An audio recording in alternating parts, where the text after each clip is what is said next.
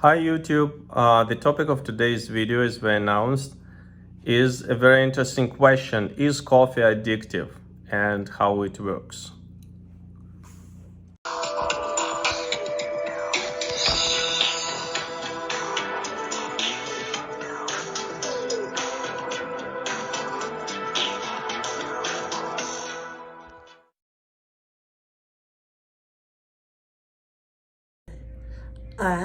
Yes, I've been coming here for about 5 to 6 months, and I have noticed I have been explained a lot more about pain. I've been given more detail than just coming in and being just medicated out and sent out the door. He goes through a lot of stuff about what can cause your pain. He encourages you to watch the videos to learn more. I'm losing weight. I thank God for that because I haven't lost weight in a long time, and I've lost about 22 pounds. And my friends can see a big difference in me, and so can my family, and I really appreciate it. I really appreciate Dr. Mungolan for all of his help in getting me back in the workforce and allowing me to function back to my baseline of normal. Dr. McGolan told me about the medication zinc, vitamin C, D, and zinc. On the floor in the prison, 160 inmates were sick with COVID, and they couldn't recover. And I told them about the vitamin C, D, and zinc, and now all of them are doing better.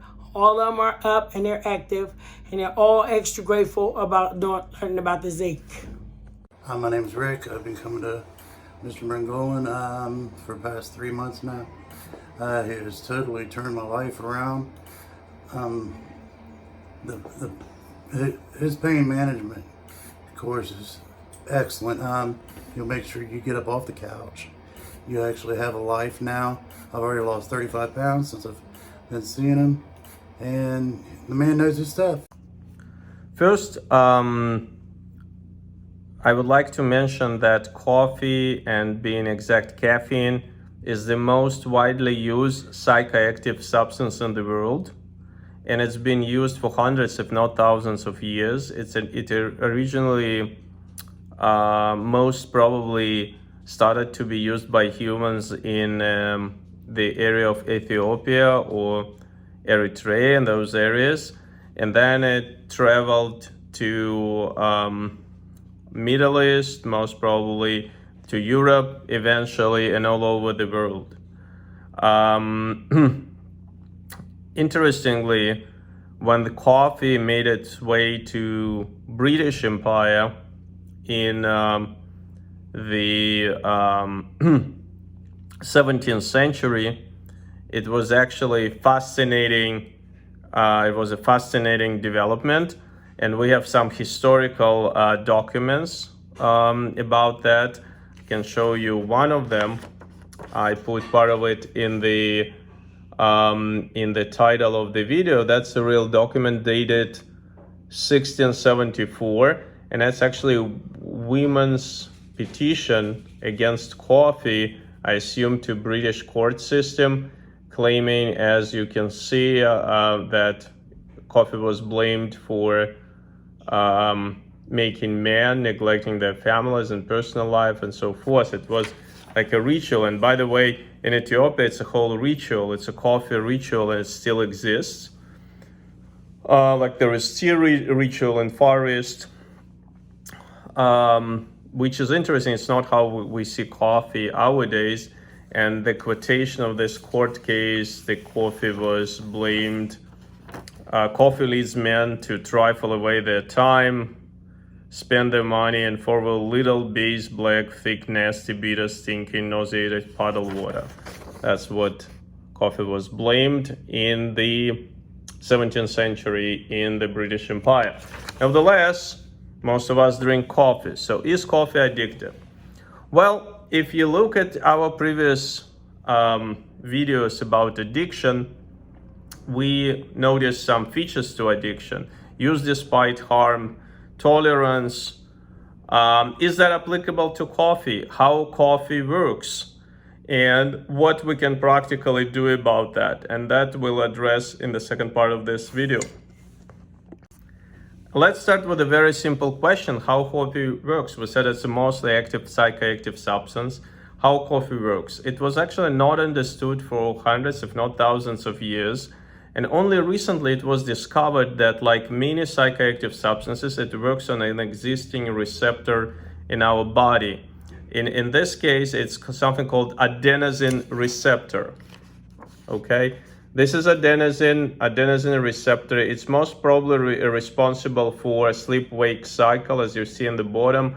The more adenosine and the more adenosine binds to its receptor, the drowsier you feel. It actually builds its level towards the time you need to go to sleep.